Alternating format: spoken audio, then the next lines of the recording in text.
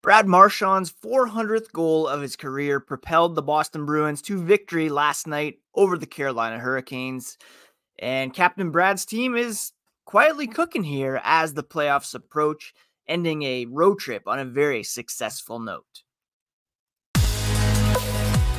You're Locked On Bruins, your daily podcast on the Boston Bruins. Part of the Locked On Podcast Network, your team every day.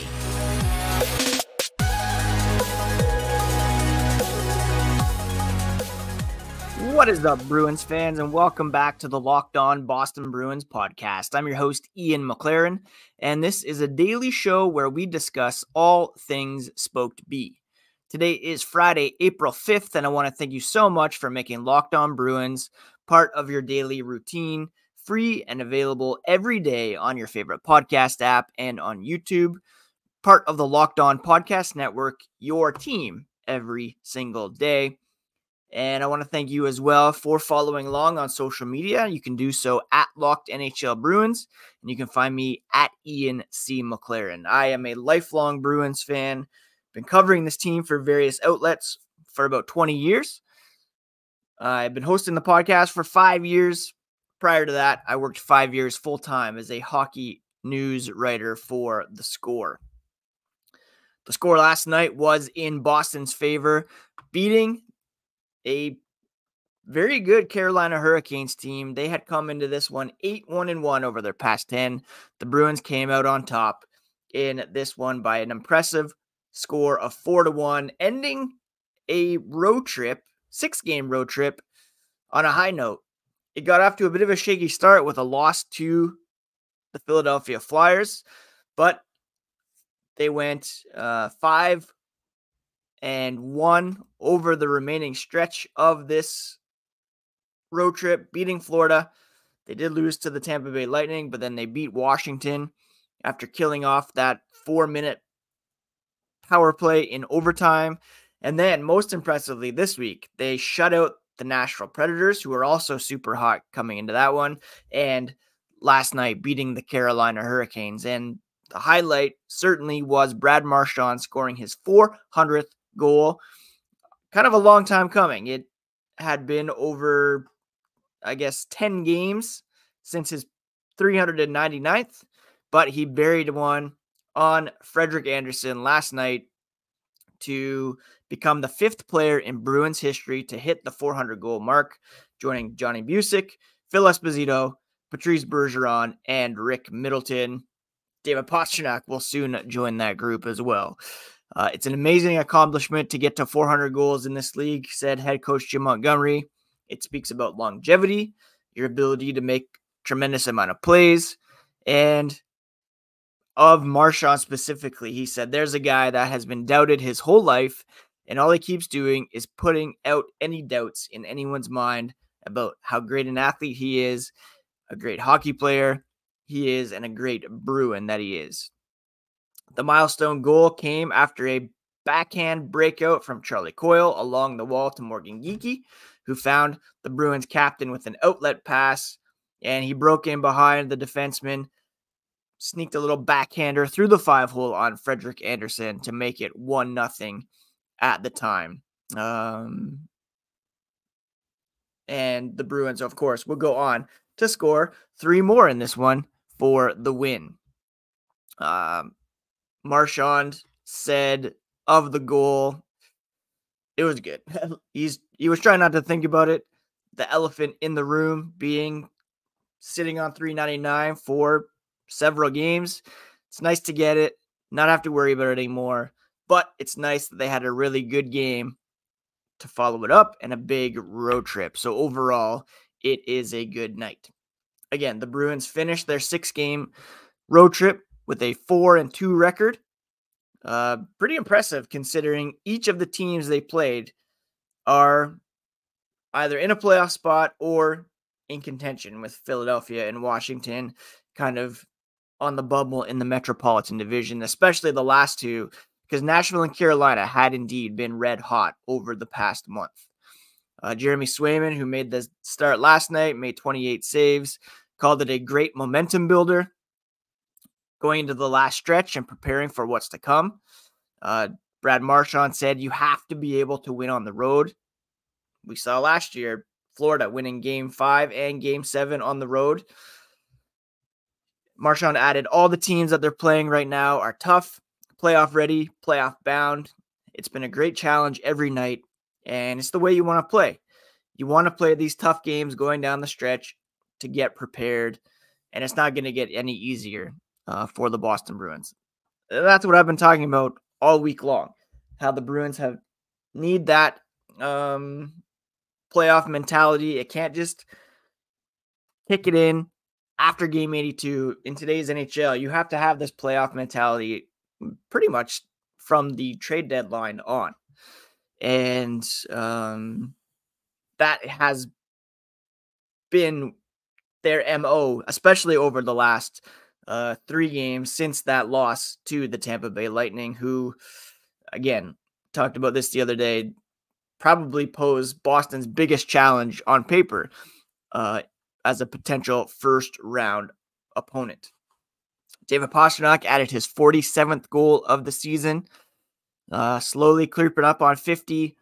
Scott McLaughlin of WEEI, who's been on the pod before, had a great article up this morning kind of outlining David Pastrnak and his MVP bid. He finished in the top 3 last year, arguably having a more impressive season this year. But he likely won't even be a finalist because there's some other guys that are pretty worthy. Nikita Kucherov, Connor McDavid, Nathan McKinnon, among others. But I'd argue what Pastrnak has done in the post-Bergeron Krejci era is incredibly impressive. Carolina's lone goal came during a 5-on-3 situation, but they weren't able to pull any closer. The Bruins kept going, kept pushing, and they were able to regroup after the goal and finish the right way. How many times this season have we stared down these late game situations and expecting the opposition to make a push to tie things up? They were able to seal it with a Hampus Lindholm empty netter and getting the win in Brad Marchand's 400th goal game. Marchand always trying to pump up his teammates as well. Credited Johnny Beecher for dropping the gloves with Carolina's Jack Drury in the first period, giving the team a bit more of a spark. He said Johnny did an incredible job, answered the bell, and energized the entire building, but the Bruins fed off it as well. And that's one of those things that can be a momentum changer. And the Bruins, fed off that, and good on Beecher. Hockey fights, a lot of discourse around fighting these days and how it's a bit antiquated, but it's just hilarious to see guys dropping the gloves, pounding each other, and what a unique thing to the sport of hockey. Finally, I want to shout out Jeremy Swayman. He's now won 3 consecutive games during the road trip, beating Florida, Washington, Carolina, giving up 6 goals on 70 shots, tying a career high 24 victories set last year. And I had talked a couple days ago about how Linus Ullmark is staking his claim as the game 1 starter. Much better numbers than Swayman lately, but Swayman seems to have turned things around. And again, we'll see if they make that rotation decision here coming up. There's a couple other guys I want to shout out from last night, namely Danton Heinen and Andrew Peeke, and we'll get to that here as the podcast continues. Did you know that even if you have a 401k for retirement, you can still have an IRA? Robinhood has the only IRA that gives you a 3% boost on every dollar you contribute when you subscribe to Robinhood Gold. But get this, now through April 30th, Robinhood is even boosting every single dollar you transfer in from other retirement accounts with a 3% match. Robinhood Gold gets you the most for your retirement thanks to their IRA with a 3% match. This offer is good through April 30th, so get started at robinhood.com/boost. Subscription fees do apply. This claim as of Q1 2024 is validated by Radius Global Market Research. Interest does involve risk, including loss, and limitations apply to IRAs and 401ks. The 3% match requires Robinhood Gold for 1 year from the date of the first 3% match, and you have to keep it for 5 years. The 3% matching on transfers is subject to specific terms and conditions, available to U.S. customers in good standing, and Robinhood Financial LLC is a member SIPC, a registered broker-dealer. Thank you so much once again for making Locked On Boston Bruins part of your daily routine, free and available on your favorite podcast app and on YouTube. And while you're over at YouTube, check out Locked On Sports Today, a free 24/7 streaming channel programmed for you every day to bring you the biggest stories, can't miss analysis, and opinions from our local and national show hosts. Streaming 24/7 on YouTube or the free Amazon Fire TV app, part of the Locked On Podcast Network, your team every day. And today, it was announced that Danton Heinen is Boston's nominee for the Masterton Trophy, which, of course, is given to the player who best demonstrates perseverance and dedication to the game of hockey. And the release was put out via Daily Faceoff. I guess they get the exclusive because Frank Saravelli is the president of the Professional Hockey Writers Association, and they vote on the nominees for each team. Again, the Masterton is awarded annually to the player who best exemplifies perseverance, sportsmanship, dedication to the game, and each team gets a nominee. And here's what they wrote about Danton Heinen. For the first time in his NHL career, he entered training camp without a guaranteed job or contract after a down year in Pittsburgh. Rather than dwell on his uncertain situation, the 28-year-old put his head down and earned a job with the Bruins, the team that originally drafted him in 2014, on a training camp tryout where he exhibited strong perseverance and belief in himself. He didn't even have a contract, I'll add, as the season began. This turned into an excellent all-around season where Heinen has become a versatile every-game player, and he has been playing on a line with Charlie Coyle and Brad Marchand for solid lengths of the season. More recently, he's been playing with Pavel Zacha and David Pastrnak. And last night, even, he chipped in a couple assists in the effort. Now, I personally, why did I do this, folks? I made the decision in my salary cap keeper league to flip. I had a little bit of cap space left, so I decided to flip Heinen and pick up Filip Zadina because he had been a little hot and he had 2 more games over the period than Heinen. But that turned out to be really dumb. Heinen with a goal and an assist last night for the Bruins in the win over the Hurricanes. He made it 3-0 from Pastrnak and Zacha, 10:46 of the first period, and he also got the secondary assist on Pasternak's 47th goal. I talked about Heinen a couple weeks ago as being the, for sure, 7th man for me in terms of voting for that Nesson Award. Just unbelievable that Pittsburgh, who's fighting for their playoff lives, just decided to cut him after a down season. He had played pretty well for them in his time with the Penguins.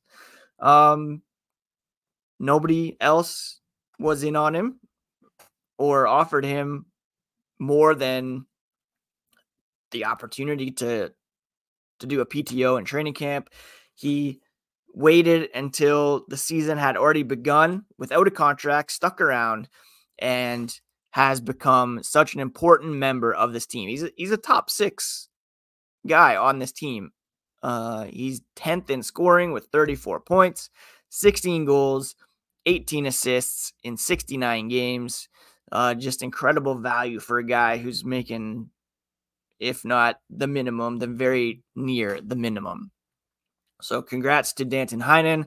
Not sure if carries enough to actually be a finalist for the award or win it, but still, great to see him get that nod.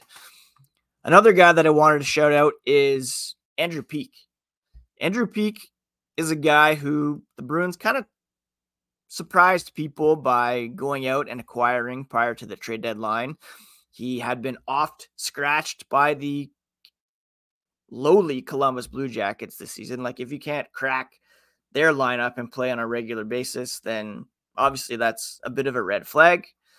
And he has a contract for an additional 2 seasons. So it's a big gamble. There were even people who were suggesting that he was a buyout candidate this summer if he stuck with the Blue Jackets. But to his credit, while he only has 1 assist through 10 games with the Boston Bruins, he is putting up some fantastic peripheral numbers. He's averaging 17 minutes, 43 seconds, and still he leads Bruins defenseman in hits with 29 over his first 10 games with the Boston Bruins, trailing only Morgan Geekie, Trent Frederick, Jacob Lauko for the team lead. In terms of hits per 60, he leads all defensemen as well with 9.82. When it comes to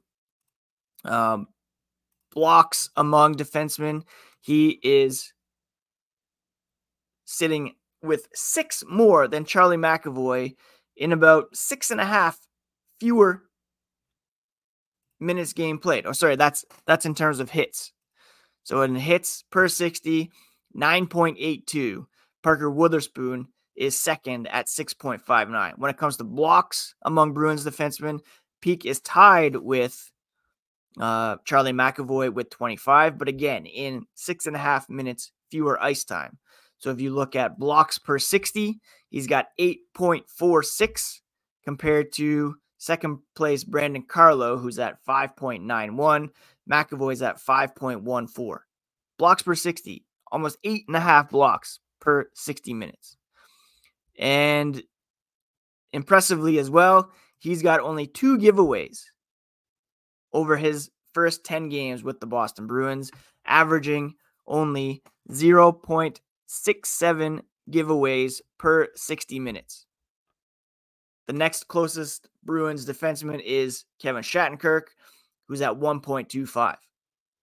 So very, very impressive defensive numbers for Andrew Peeke so far in his time with the Bruins. And, it might not be a home run trade as was, Charlie Coyle, Taylor Hall, Hampus Lindholm for Don Sweeney, but it's certainly looking like a pretty savvy move as he's locked in now, a Derek Forbort replacement, and a guy who fitting in quite well for the Bruins over his first 10 games or so. So shout out to Brad Marchand for the 400th goal, David Pastrnak for scoring his 47th, Danton Heinen for chipping in a goal and an assist and getting that Masterton nomination, and Andrew Peeke for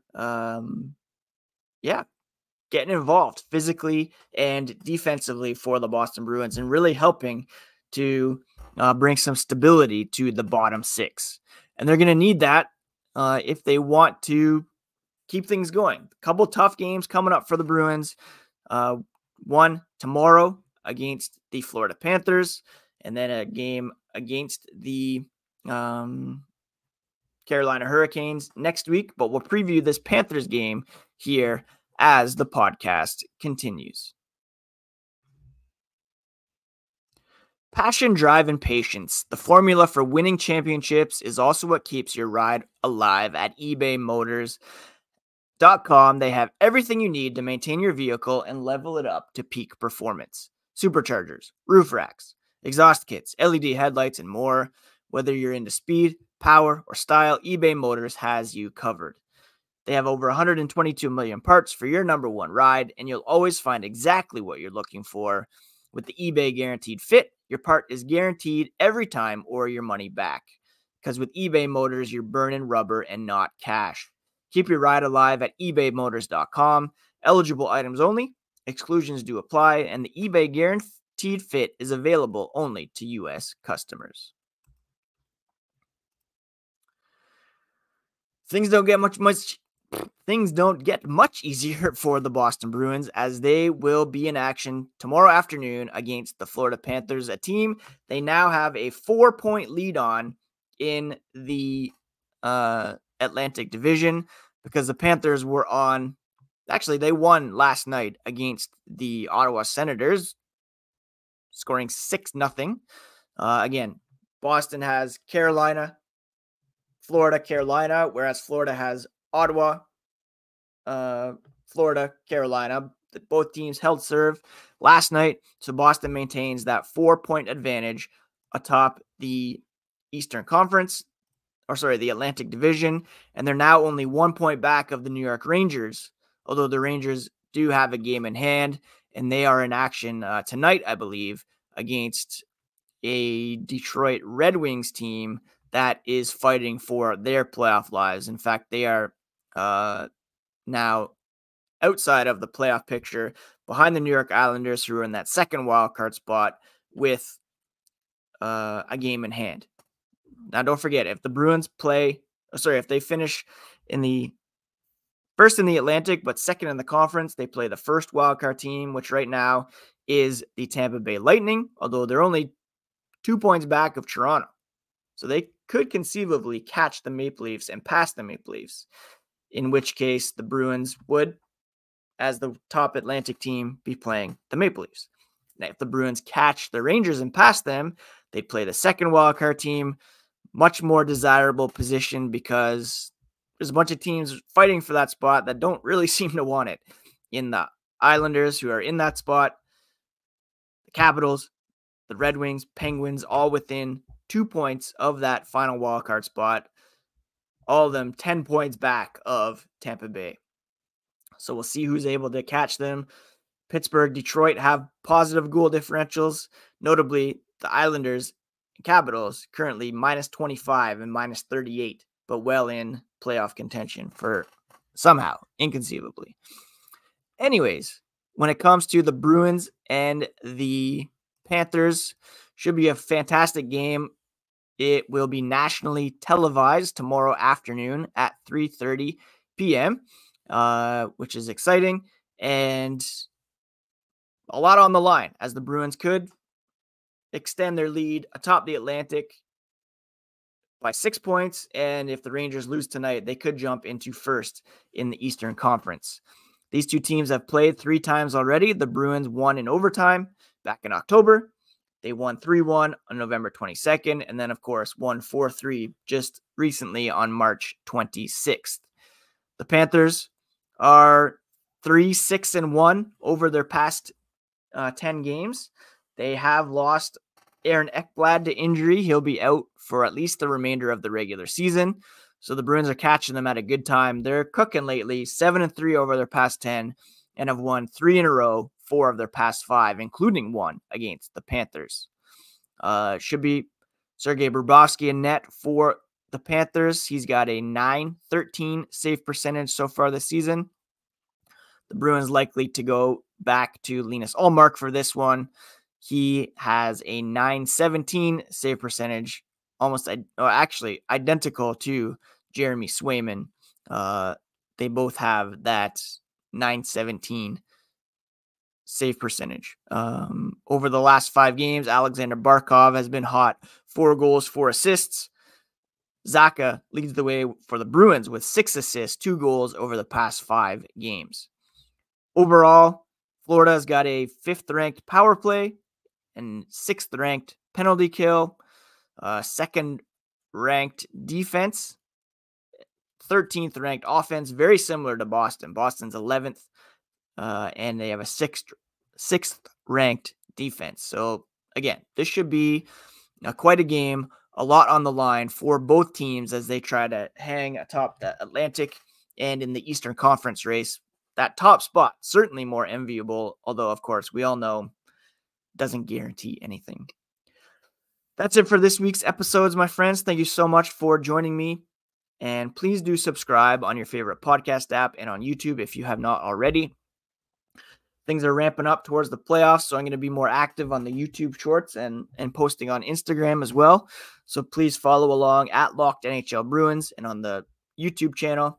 And we'll be back on Monday to recap the Florida game and bring you all the latest on the black and gold here on Locked On Boston Bruins, part of the Locked On Podcast Network, your team every single day.